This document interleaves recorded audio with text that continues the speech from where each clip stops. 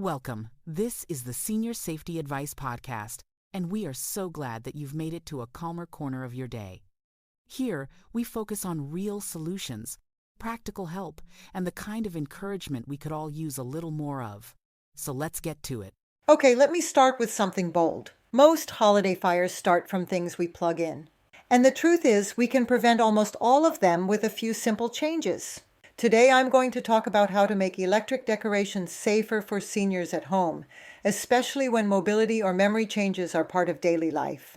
And if you're new here, I'm Esther Kane, a retired occupational therapist and a certified aging-in-place specialist, and I've spent years helping older adults stay safer at home.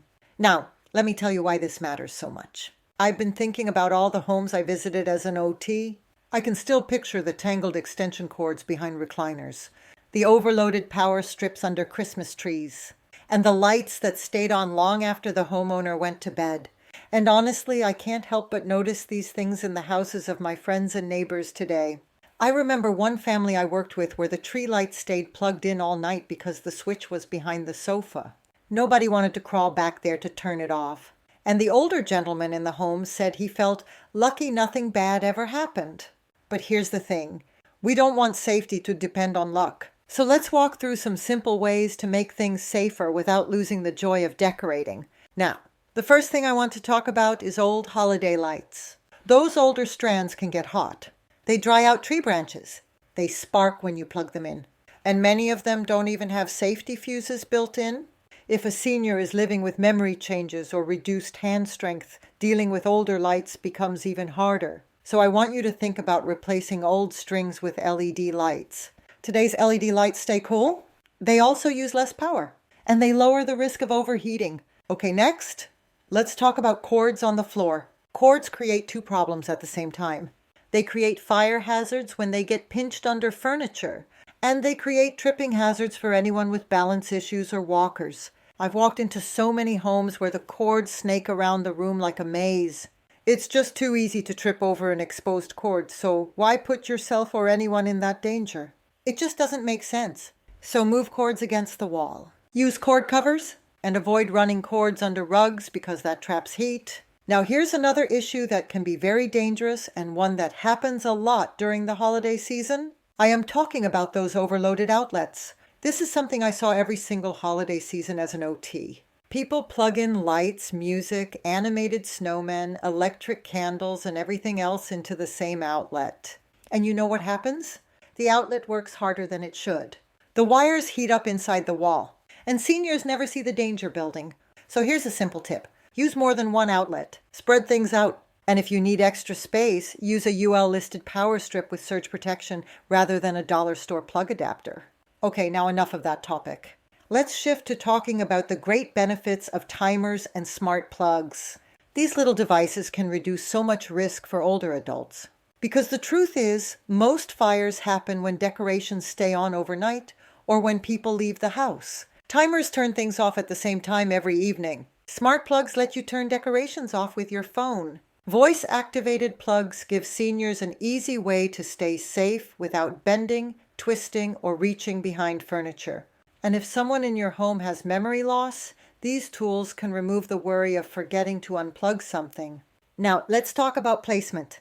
Electric decorations should never sit near curtains, or paper decorations, or chairs with fabric that can easily ignite. And this next point is so important for aging-in-place homes. When someone uses a walker or cane, they often widen their path through a room. And that means decorations that once seemed out of the way might be bumped every time they pass. So keep electric decorations away from walking routes. Keep them off the floor. Keep them on sturdy surfaces where they won't fall over. I've seen decorations tip onto heating vents, onto pet beds, even onto space heaters. And all of that increases fire risk. So take a moment to look around your room. Notice where someone walks. Notice what they could bump into. Then adjust the decorations to match the way the home is used today. Okay, I want to gently remind you about something else. If you're using an artificial tree, make sure it's labeled fire resistant. If you're using a real tree, keep it watered so dry branches don't meet warm lights. Even with LED lights, dry needles burn fast. So keep that tree healthy. Now, the last thing I want to share is this. Electric decorations should bring joy. They should make you smile. They shouldn't make you feel worried every time you leave the room. And if you're feeling overwhelmed with safety concerns, you're not alone. I've seen this in so many homes. Sometimes all it takes is a little rearranging, or a new power strip, or a timer that takes the pressure off. Small changes add up, and they help seniors stay safe, stay independent, and stay joyful during the holidays. That's all that I have for you today. Thank you for joining me today. If this episode brought a little calm to your day, share it with someone you care about. Maybe someone who could use a reminder to pause and reflect. You'll find more gentle reflections and resources for seniors and caregivers at seniorsafetyadvice.com.